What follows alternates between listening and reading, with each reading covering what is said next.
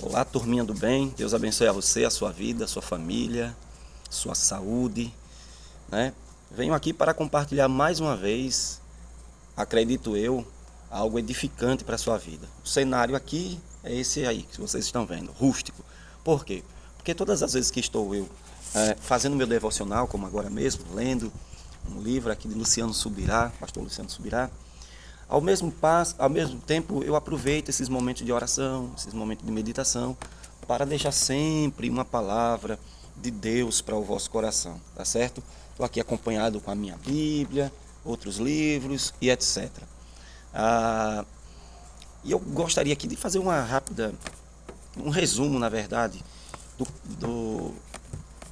da terceira carta escrita pelo apóstolo João, que está, para quem é novo na fé, fica lá pertinho do Apocalipse, perto do Apocalipse, terceira de João. Como ele não tem capítulos, são versículos, certo? Do versículo 1 ao versículo 10, retrata aqui uma leitura bastante interessante, uma história bastante interessante, um fato bastante interessante, né? Um tal de Diótrefes, né? Que era um líder, né, naquela região, certo? Ele impedia a ida do apóstolo João ali para aquela localidade para ver os irmãos, porque esse mesmo Diótrefes, diz o apóstolo, ele gostava de ter a primazia, certo? De ter a primazia. Trocando por miúdos, era mais um líder que gostava de holofortes, né? Eu quero deixar aqui uma terminologia do meu tio Beto. Quando eu ainda muito criança, tio Beto dizia o seguinte: meu filho, na terra de cego, quem tem o olho é rei. Então, a pessoa não precisa ter bastante cabedal teológico, filosófico, científico, não precisa ser uma pessoa inteligente. Se ele tiver em meio de pessoas ignorantes, né, e quando eu falo de ignorância, eu não estou falando de brutalidade, eu estou falando de falta de entendimento, essa pessoa vai brilhar como a luz do sol ao meio-dia, né? Essa pessoa ela vai reinar sobre todos. E quando ela percebe que alguém de um cabedal mais teológico ou cultural mais elevado que o dele se aproxima daquela localidade, daquela igreja, daquela situação, claro que ele ou ela, né, vai fazer de tudo para afugentar essas pessoas, para diminuir, desprezar, machucar. Inclusive essa é a visão, né, e a perspectiva esquerdista, né? Então eles têm essa mania de ofuscar a luz alheia, de emburrecer as pessoas, para que as pessoas, uma vez emburrecidas por eles, os vejam como os palatinos da verdade, como a solução para o mundo. Então existe também dentro da igreja esquerdopatas espirituais, se é que podemos chamar assim, que são esses que gostam de holofortes, que gostam de ter a primazia, como está escrito aqui na palavra, certo? Verso 9 diz aqui: escrevi alguma coisa à igreja, mas Diótrefes, que gosta de exercer a primazia entre eles, não nos dá acolhida. Você imagine, João andou com Jesus, discípulo de Jesus, escreveu o evangelho, ouviu as palavras de Jesus intimamente. Já pensou esse homem na sua igreja? Vamos aqui contextualizar. Que bagagem sua igreja teria? Que você teria? Mas a soberba, o egocentrismo desse líder impedia a ida desse apóstolo, não dando o acolhimento a ele, se bem que esse mesmo também não acolhia os irmãos da própria igreja, porque ele gostava de primazia. Bem, como líder eu também lido com pessoas que gostam de serem vistas, que gostam de ofuscar a luz alheia para que a sua esteja em evidência. E talvez você se depare com pessoas assim na sua empresa, na sua escola, na sua faculdade, na sua casa, na sua família, né? na sua vizinhança. Existe sempre um Diótrefes em tudo que é lugar. Pessoas que gostam de primazia. Agora, seguindo o princípio de Jesus, Jesus disse que se você chegar em algum lugar, não procure as primeiras cadeiras, não queira a primazia. Porque pode ser que alguém sempre superior a você chegue e você tenha que vergonhosamente se deslocar daquele lugar e voltar para onde você deveria ter chegado, se assentado. Então, chegue na humildade, segundo Jesus. Chegue na humildade. Porque quem sabe não fala, quem sabe faz, né? E uma palavra que me vem ao coração nessa hora para você, Mateus, no capítulo de número 5, traz um ensinamento aqui prático, certo? Mas poderosíssimo, eficaz contra esse tipo de gente. Vamos lá. E contra esse tipo de atitude. Capítulo 5 de Mateus, versículo de número 14, 15 e 16. Vós sois a luz do mundo. Ponto final. Vós sois a luz do mundo. Ele não está dizendo você será a luz do mundo. Você é. Está falando de essência. Está falando de algo que é real. De algo que não está num processo. Você é. Certo? Essencialmente você é luz no Senhor. Tá certo? Vós sois a luz deste mundo. Não se pode esconder a cidade edificada sobre o monte. Significa tantas coisas, existem tantas implicações aqui, mas eu gostaria de extrair aqui uma rápida lição. Ninguém pode abafar o seu chamado. Ninguém pode ocultar você por muito tempo. Ninguém pode ofuscar a luz de Deus que existe em você. Certo? Ninguém pode, porque você está edificado em um alto monte. Certo? O seu patamar está tão elevado que esses maldosos não podem te alcançar, certo?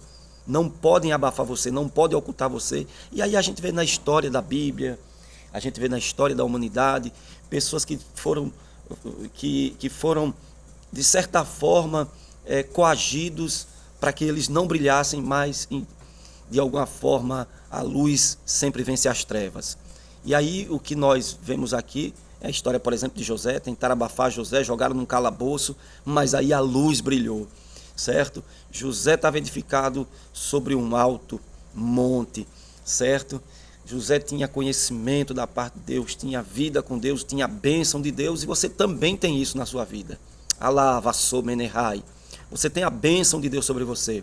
Você tem o Deus Todo-Poderoso ao seu lado. Então, portanto, em o nome de Jesus, você tem que abraçar essa palavra e entender o seguinte, que o período em que você está escondido ou, diga-se de passagem, abafado pelos outros, é o período que Deus está permitindo para que você adquira conhecimento e sabedoria, para daqui a pouco você se manifestar, e eu vou mostrar isso na Bíblia Sagrada. Mas ninguém pode ofuscar a luz, ninguém pode esconder a candeia, certo? Versículo 15 diz, nem se acende uma candeia para colocá-la debaixo do alqueire, mas no velador, e ilumina todos que estão na casa, certo? Até mesmo aqueles que não querem ver a sua luz brilhar, eles vão ter que um dia ver a sua luz brilhando, porque é natural da luz dissipar as trevas, né? E irradiar tudo aquilo que estiver em sua volta. Versículo de número 16 é o que mais me chama a atenção. Assim brilhe a vossa luz diante dos homens, para que eles vejam as suas boas obras e glorifiquem ao Pai que está nos céus. Então, faça bem feito aquilo que Deus te chamou para fazer. Seja o melhor naquilo que Deus te chamou para ser. Não com o intento de ter a primazia, mas no intento de Deus ser glorificado. Não nós, mas Deus. Agora, para terminar, eu quero mostrar aqui algo em Lucas, capítulo de número 1. Lucas, evangelho escrito por Lucas, narrado por Lucas, capítulo 1, verso 80. É uma palavra profética para a sua vida. Lucas 1, verso 80. O menino crescia e se fortalecia em espírito, vivendo nos desertos, até o dia em que havia de se manifestar a Israel. Repetindo, o menino crescia e se fortalecia em espírito, e viveu nos desertos. Ele viveu aonde? Nos desertos, até o dia que havia de se manifestar em Israel. Então, enquanto João Batista não havia se manifestado em Israel, ele estava em lugares ermos, né? No deserto, lugar difícil, lugar de difícil vivência. Porém, nesse período no deserto, ele estava se fortalecendo em espírito. O menino crescia em sabedoria, em conhecimento, foi provavelmente treinado ali pelos essênios. Então, nós vemos aqui que o texto diz que haveria um tempo dele se manifestar a Israel. Há um tempo chamado tempo de Deus, e é nesse exato tempo de Deus que o Senhor vai te levantar e ninguém poderá ofuscar a sua luz. Ninguém poderá ofuscar o seu ministério, certo? Porque ninguém pode esconder uma candeia debaixo do alqueire. Agora deixo aqui a minha lamentação por aqueles líderes, né, ou supostos líderes, ciumentos, gananciosos, preconceituosos, sabe, invejosos, que às vezes impedem de pregador A, pregador B, irem para suas igrejas, porque eles sabem, né, sabem que são inúteis, fracos, certo? E aquele determinado ou aquela determinada pregador ou pregadora tem uma capacidade dada por Deus mais do que a deles. Não sabendo eles que Deus faz isso para ajudar no crescimento da igreja, no crescimento espiritual da comunidade, daquela comunidade. Queridos irmãos, não devemos ter ciúme de nada, porque no reino de Deus há espaço para todos. E Deus levanta cada um com seus dons, dá dons, melhor dizendo, a cada um, porque há uma interação e com isso há uma edificação mútua do corpo de Cristo, o corpo místico de Cristo aqui na terra, que é a sua igreja. Esperamos em Deus que esse espírito de vaidade, de presunção, não permeie a nossa alma, não venha nos impregnar, e que em todo o tempo saibamos que Deus é o Senhor e que só Ele, ou a Ele, pertence a honra, a glória e o louvor. E se você tem estado em um patamar de bênção, um patamar mais elevado do que a outros, baixe a bola e saiba que Deus é aquele que te deu e é aquele que merece a honra por isso e não nós. Claro que quando honramos a Deus, somos honrados pelos homens, mas a glória é sempre de Deus. Queridos irmãos, Deus em Cristo vos abençoe e que essa mensagem possa fazer uma diferença no seu coração e na sua vida. Amém? Deus abençoe.